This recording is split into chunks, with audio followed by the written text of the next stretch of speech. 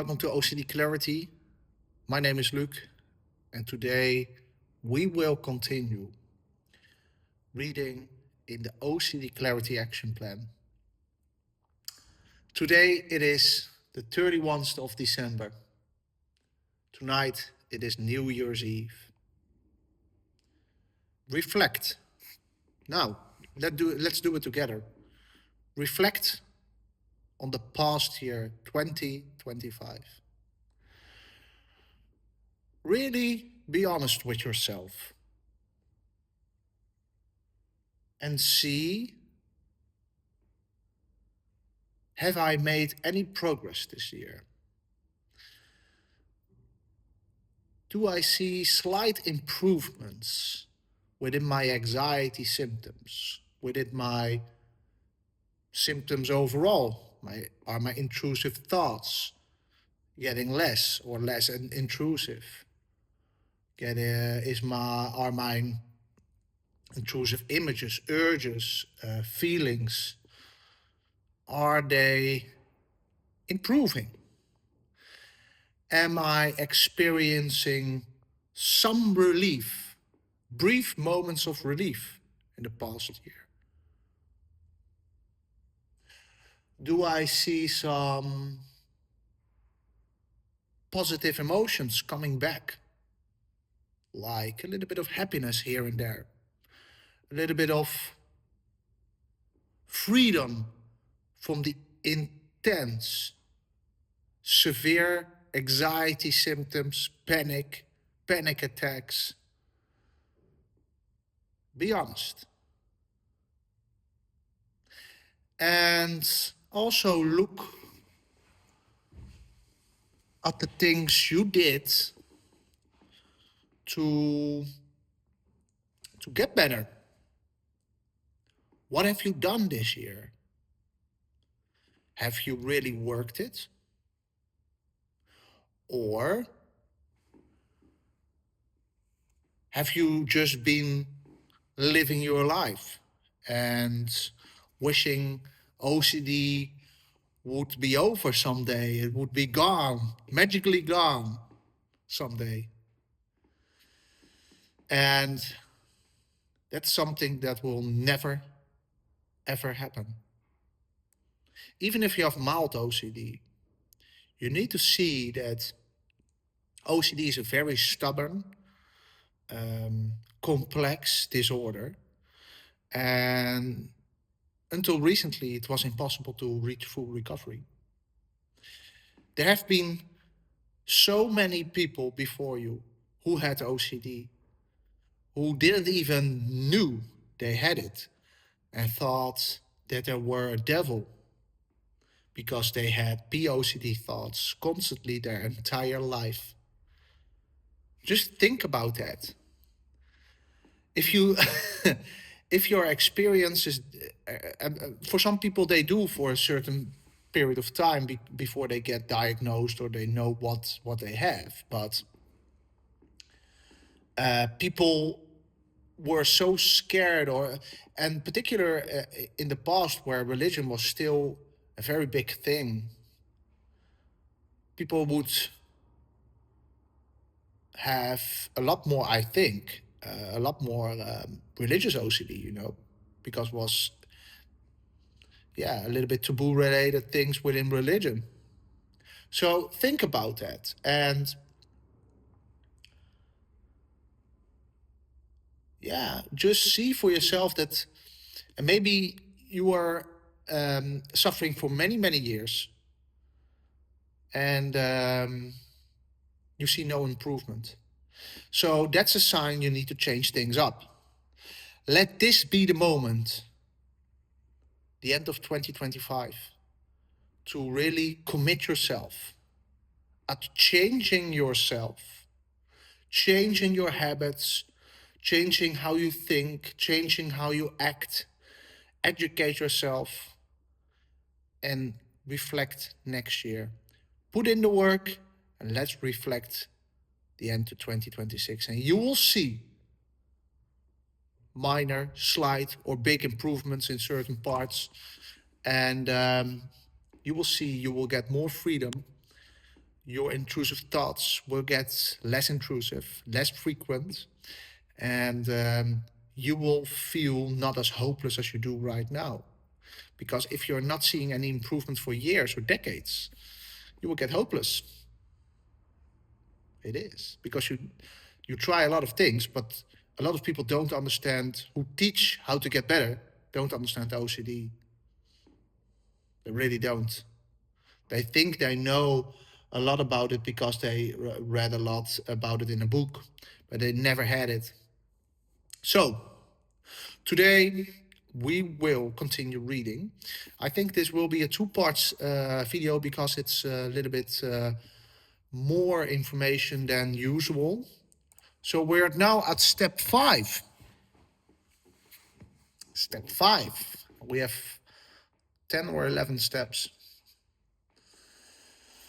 And it's not so that if you are doing all these steps one time that you will get better. You will need to continuously working at it, getting better with it, and really change how you do things on a day-to-day basis, how you think, how you act, and how you see the world. So step 5, action/life structure. The exploratory and research phase is over. With your new knowledge about OCD and anxiety and a clear understanding of your specific fears, we are now going to start working towards getting better. So we're now in the doing phase. Doing and not doing. Don't expect to feel good right away.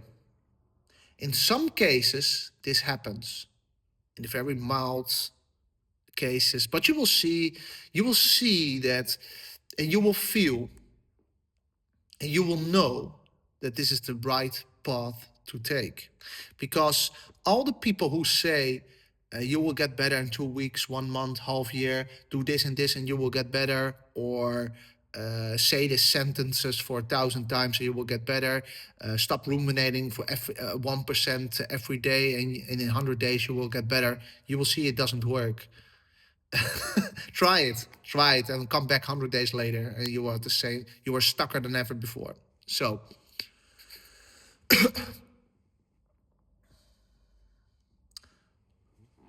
for the most sufferers, even when working hard on recovery, it takes months or a good year before real improvement is noticeable. Don't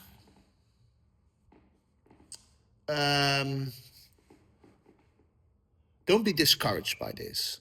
I know I know how hard it is, how intense the feelings are, but you OCD is not a simple disorder. You really need to address it at multiple points altogether before you see any improvements, because you are so scared of certain fears or certain outcomes of your worst case scenario. You're so panicky about certain things happening or not happening, or that you think that you are a horrible person because you have POCD thoughts or harm OCD thoughts. It's an anxiety-based disorder, and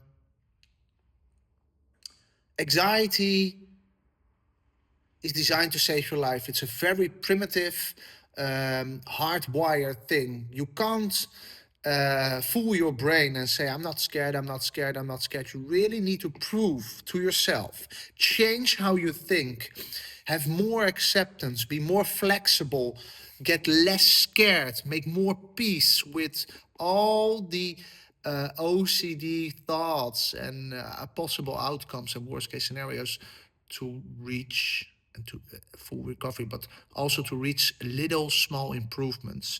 The small improvements come because you think in a different way, because you're seeing that the thing you're fearing now is not as scared as you perceive.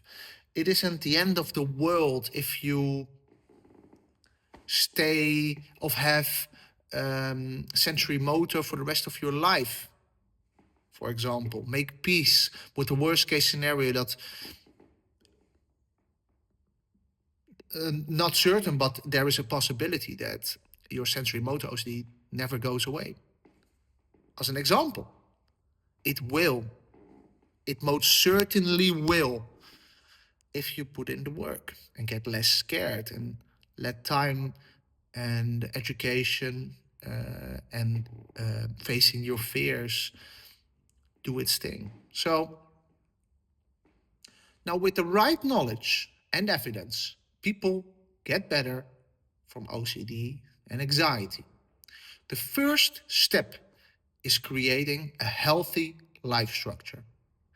If OCD has completely taken over your life, especially in severe cases, but to be honest, for the most people viewing this content, but in general, people with OCD, mild cases are rarely seen,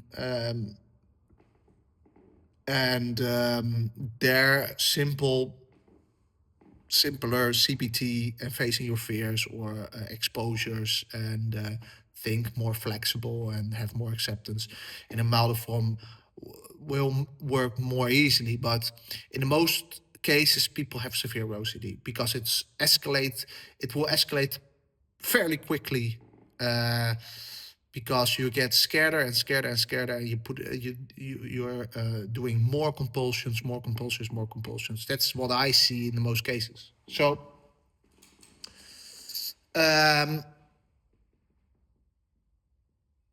if OCD has completely taken over your life, especially in severe cases where someone can't get out of bed, it's crucial to slowly rebuild toward a more normal and productive life. This is very important. I've never seen someone fully recover, or even getting better a little bit by staying in bed, doing nothing, and only putting oil on the fire, only sitting in bed and ruminating about their fears and constantly working it out and have nothing other to do than that. So distraction, if you're doing distraction for not feeling your emotions or not feeling your not having intrusive thoughts, or try to not concentrate on them, that's a compulsion. But healthy avoidance of a healthy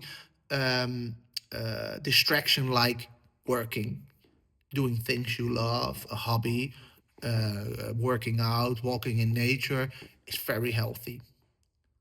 But it's with a different intention. So to get money, to build a good life structure, to have a good life.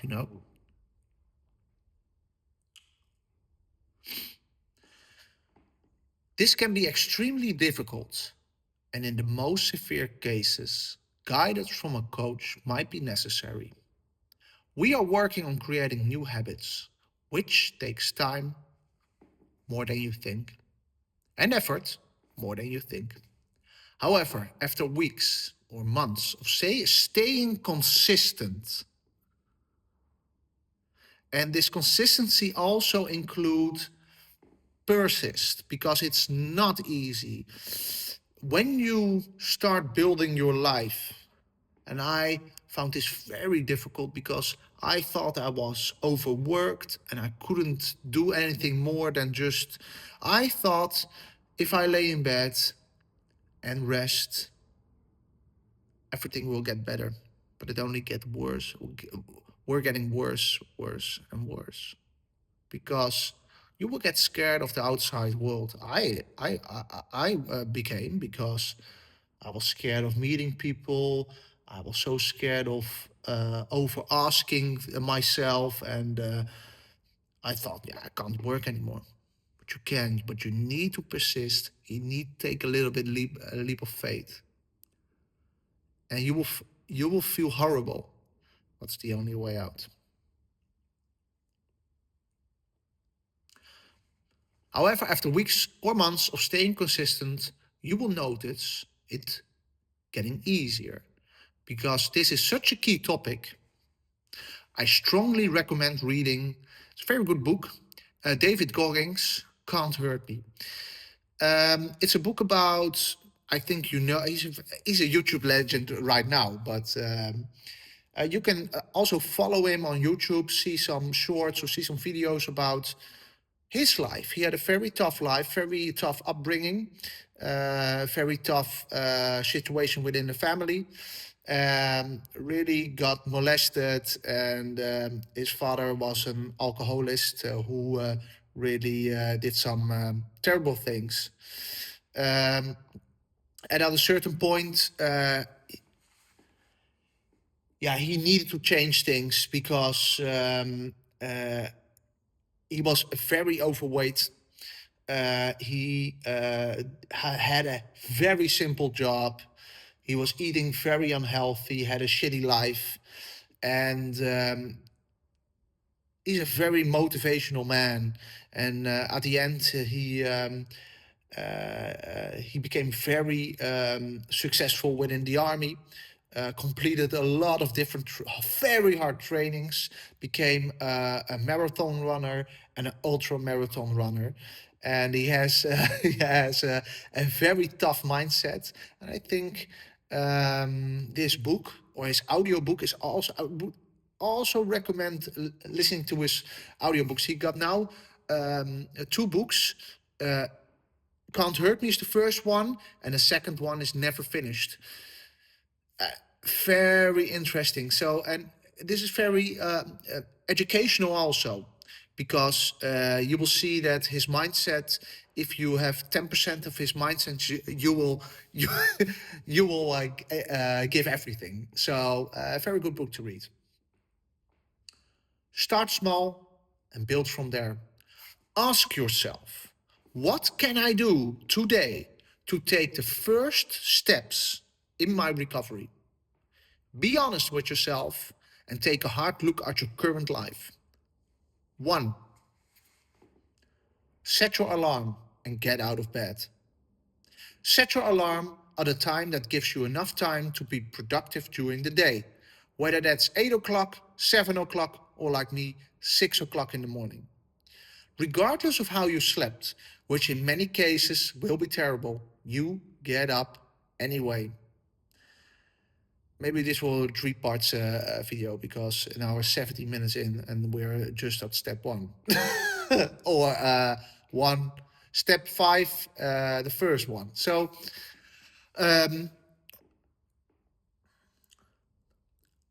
I think that and if you see my first video on this channel, where I tell you more about my story, I think I slept not more than 3 hours for more than a year.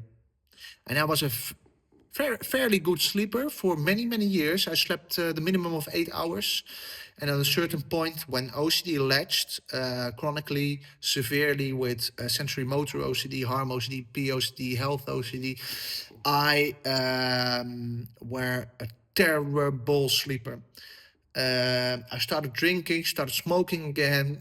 My God, stopped smoking again, stopped drinking again. But I slept very bad.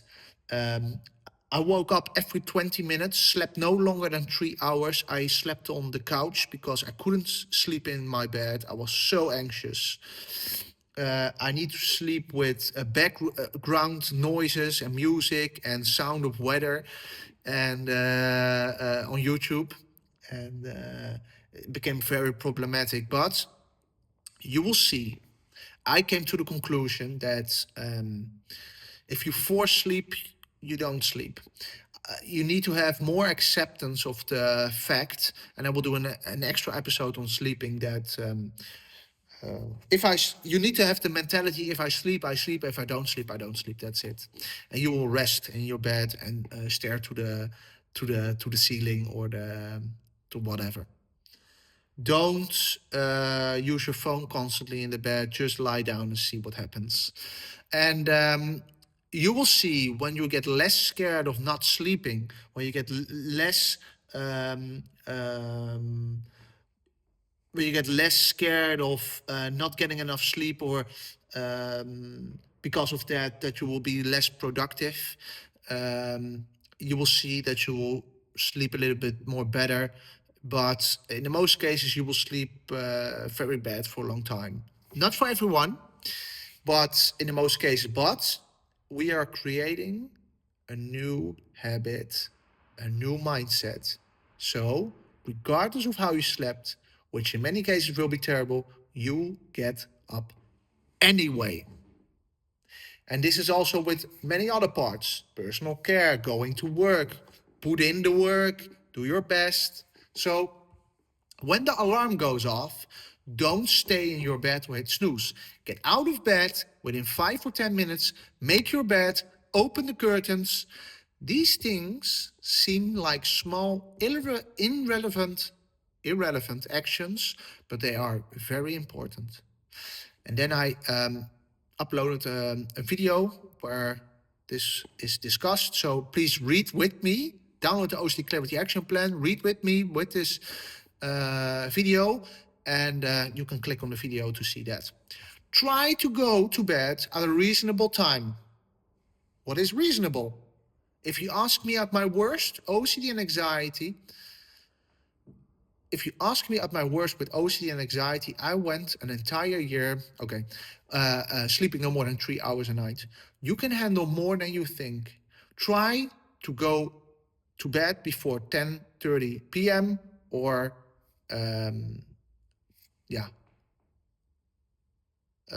half past 10, just an indication. If it's 11 o'clock, doesn't matter, 10 o'clock, 12 o'clock. But if you're sleeping 12 o'clock or 1 at night, set your alarm at a reasonable time, 7 o'clock, 6 o'clock, or 8 o'clock. 7 hours of sleep is plenty enough. And for some people, it's better if you're just staring at the ceiling. Just go out and work and do your best the day and see how it goes. Have the mentality: if you sleep, you sleep. If you don't, you don't. I know this sounds strange, but this is the best way to deal with it. Follow my YouTube channel to learn more about sleep. I have another video about this topic, so let me see if this one... Okay, I do the second one also, and then we continue in a new video. 2, personal care matters. OCD and anxiety drain a lot of energy, often leaving sufferers too exhausted to take care of themselves. Skipping shaving, not styling hair, postponing brushing your teeth, or skipping showers. All of this reinforces the problem, and this will lead to procrastination, and you will get lazy. But it doesn't feel that way because you're so in the suffering. You think, I can't handle this stuff anymore extra than my OCD suffering, but you can and you need to change. You will need to copy how a normal person is living, how a normal person without OCD, a person without OCD is living. You need to copy a lot of things and see that it's your mindset that you can't do it. You can, even if you're suffering at the worst, even if your intrusive thoughts are constantly racing. You can do it. I did it. And people who got recovered did it. Break the cycle. Start your day with a shower. Brush your teeth. Shave. I didn't shave. Fix your hair and wear normal clothes, not sweatpants. Even if you don't feel like it, in time, it will get easier. Go to the hairdresser and get yourself a nice, good haircut. Try your best to be kind to yourself. It's a very important thing. And this will... A body in motion stays in motion. A body in rest stays in rest. If you're just putting in the work, you will see you will form new habits. It takes around 180, 300 days to form, and people who say other who say you can change, you can make a habit in 30 days. It's bullshit. You will need to really push and be persistent and really give it all. And at the moments that you're tempted not to do it, you need to do it to form the new habit. For instance, me going to the gym. I am now 36 years old. Yeah. I'm now, from my 18th till now, I probably no, I broke my collarbone, I think. I broke some things, I had some injuries, but for the most part, I kept on going to the gym. And it's like a habit for me now. I just go, even if I don't want, if I don't like, if I don't feel I want to go, I just go. And you will see that if you're going to the gym, having a good personal care, a good life structure, you will see that these things become easier, become more a habit, and you will begin to like these things again. Give yourself some personal and extra care, and see that if you are going to the gym, that motivates to eat a little bit better, go to the gym a little bit more, to have to push more at work, and everything will fall in its place. Very good. So fireworks.